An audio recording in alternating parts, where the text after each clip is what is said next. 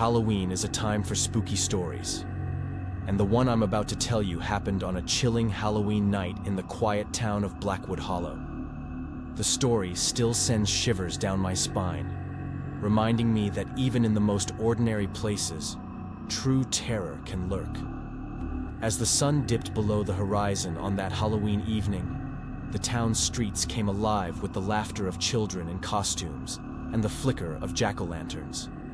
My friends and I decided to explore a local legend, the supposed haunting of Blackwood House. Blackwood House stood at the edge of town, an old Victorian mansion with a history as dark as its weathered bricks. The place was said to be cursed, and a creeping sense of unease filled the air around it. We ventured to the mansion, the moon casting an eerie glow on the overgrown garden. The front gate creaked open, and we approached the mansion with a mixture of excitement and trepidation. The entrance door was a massive wooden monstrosity, scarred by time and neglect. It was ajar, and a shiver raced down my spine as I pushed it open. The hallway was dimly lit, and the air felt heavy, as if weighted by the years of darkness that had consumed the house.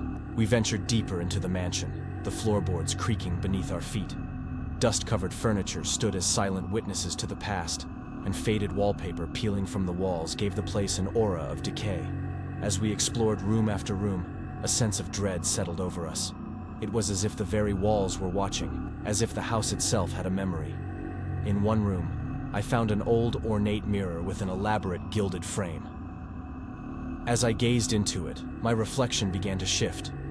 My features twisted and contorted, and I felt a presence in the room. The mirror seemed to pull me in, and I could see beyond my own reflection. A ghostly figure materialized beside me, a woman in a flowing, tattered gown. Her hollow eyes met mine, and I felt her despair.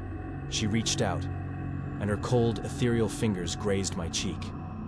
"Help me," she whispered, her voice filled with longing. I stumbled back, attempting to flee, but the room seemed to warp and twist, trapping me.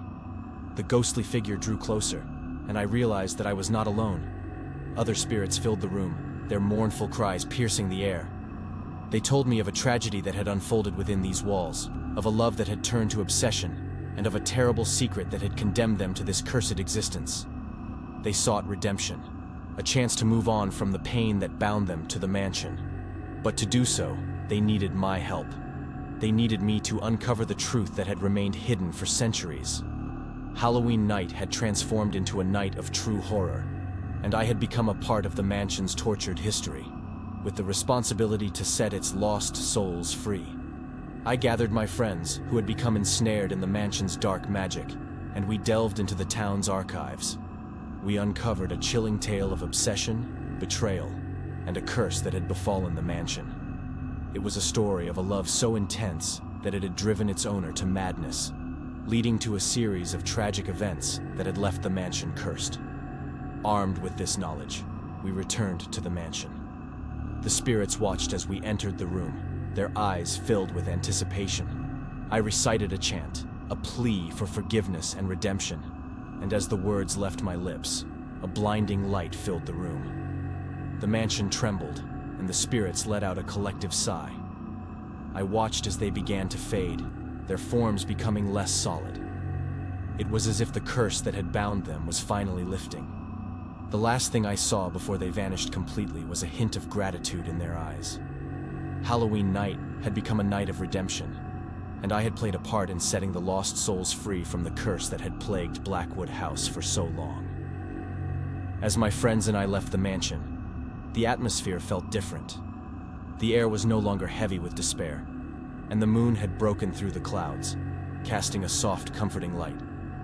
Blackwood House had transformed from a place of horror to a place of peace. The legend of Blackwood House still lingers in the town, but now it carries a different story. It's a story of redemption, a reminder that even the darkest places can find light, especially on a Halloween night filled with magic and mystery.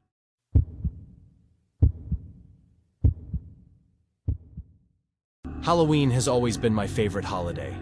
I love the costumes, the candy, and the spooky stories that come with it. But one Halloween night, I experienced a real-life horror that still haunts me. It was a chilly Halloween evening in the small town of Willowbrook. The houses were decked out in jack-o'-lanterns, fake spider webs, and eerie decorations. My friends and I, dressed in our favorite costumes, decided to venture into the nearby woods to explore the local legend of the Witch's Cabin. The Witch's Cabin was said to be an old, decrepit house deep in the woods, where a witch had once lived. The stories about the place were ominous, and that Halloween night was the perfect time for a little adventure. As we ventured into the woods, the air grew colder, and the rustling of leaves in the trees created an eerie soundtrack to our journey. The moon provided just enough light to guide our way, casting long, eerie shadows on the ground. After what felt like hours, we arrived at a clearing in the woods. In the center stood an old, rotting cabin, its windows shattered, and its wooden boards weathered by time. The place looked like it had been forgotten by the world, left to decay in solitude. The atmosphere was heavy with a sense of foreboding, but our excitement outweighed our fear. We approached the cabin, and I pushed open the creaky door. The interior was dimly lit, with dust particles dancing in the air. We stepped inside, the floorboards groaning beneath our weight. The cabin's walls were adorned with cobwebs, and the few pieces of furniture that remained were shrouded in dust covers. It was as if the place had been abandoned for decades. As we explored the cabin, we found an old, tattered book with strange symbols and incantations. It was a grimoire, a book of magic, and it sent shivers down our spines. The stories of the witch who had lived here flooded our minds, and we began to doubt the wisdom of our adventure. We ventured deeper into the cabin, uncovering more relics of the past, including strange herbs and potions. It was as if the witch's presence lingered in the very air we breathed. The air grew colder, and I heard a soft, distant whisper, like a sigh carried by the wind. It was a woman's voice, filled with sorrow, and it seemed to say, "Help me." My heart raced as I turned to my friends, asking if they had heard it. They nodded, and I realized that the voice was meant for us alone. It beckoned us to a hidden door at the back of the cabin, concealed behind an old tapestry. Curiosity got the better of us, and we pushed open the door, revealing a narrow, winding staircase that led down into darkness. The voice grew louder, guiding us deeper into the depths of the cabin. The staircase seemed to go on forever, and our flashlights struggled to pierce the darkness. We finally reached the bottom, and there, in a dimly lit chamber, we found a sight that filled us with dread. A woman in a tattered black gown stood in the center of the room, her back to us. Her long dark hair cascaded down her back. She was surrounded by candles, their flickering flames casting eerie shadows on the walls. She began to chant in a language we couldn't understand, her voice echoing through the chamber. The air grew cold, and a sense of despair settled over us. With trembling hands, we called out to her, but she didn't respond. It was then that we realized the woman was not a living person. She was a spirit, a ghostly apparition of the witch who had once lived in the cabin. The room seemed to come alive with a sinister energy. The woman's voice grew more desperate, her words filled with anguish. She was trapped in the cabin, her spirit unable to find peace. In that moment, we realized that the grimoire we had found was a source of her power, and it was binding her to the earthly realm. It was our responsibility to set her free. We recited a chant from the book, a plea for the spirit to find peace and release her from the cabin's grasp. The candles flickered wildly, and the room seemed to tremble with energy. As the chant reached its climax, the spirit let out a piercing scream, and a blinding light filled the room. When we could finally see again, the woman's ghostly form had vanished. We stumbled out of the cabin, our hearts racing, and made our way back to town. Halloween night had transformed from a night of excitement to a night of supernatural terror. We had faced the unknown, uncovered a dark secret, and set a tormented spirit free from its haunted prison. The legend of the witch's cabin still lingers in our memories, a reminder that Halloween is a time when the supernatural and the ordinary can collide in unexpected and chilling ways.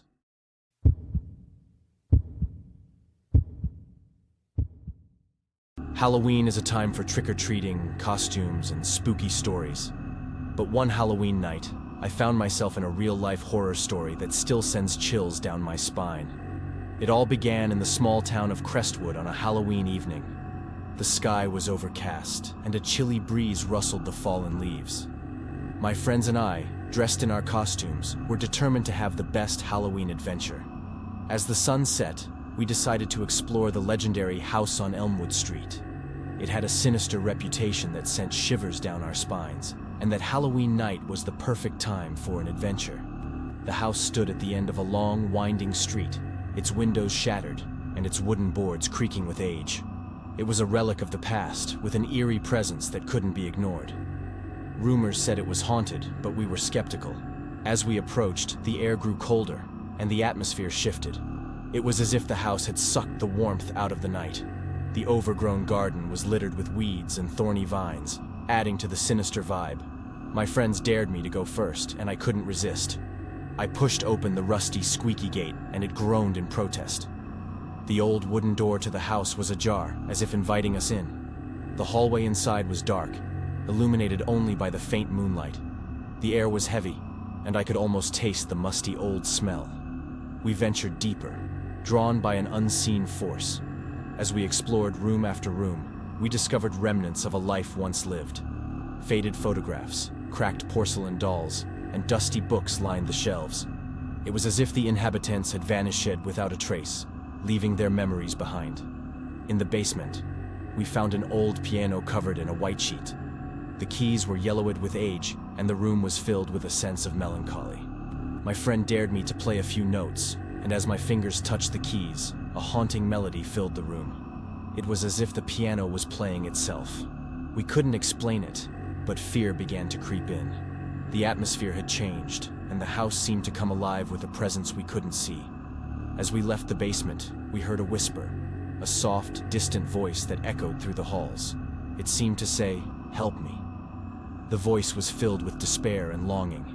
We followed the voice to the top floor, where we found a door that led to the attic. The stairs were rickety, and the air grew colder with each step. The attic was dimly lit, and the room was filled with cobwebs and old, forgotten belongings. In the corner of the attic, we found an antique mirror, its frame ornate and aged.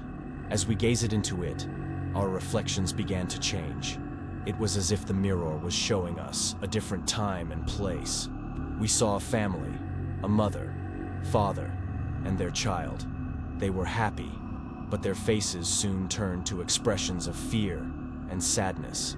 It was as if they were trapped in the mirror, their memories haunting us.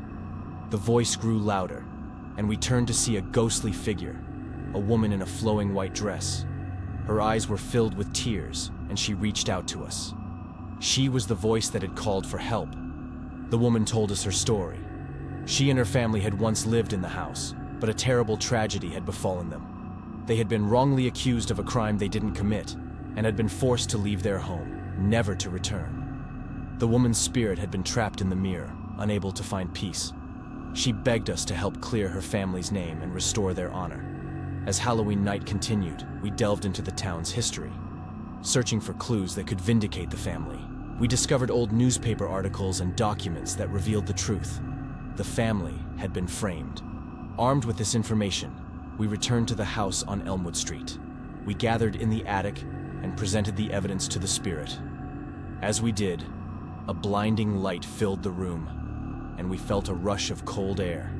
The mirror shattered into pieces, and the spirit was set free. She thanked us with a smile and disappeared, leaving behind a sense of peace. Halloween night had turned into a night of redemption, and we had played a part in setting a tormented spirit free. The house on Elmwood Street would forever hold a place in our memories, not as a place of fear, but as a place of hope and closure.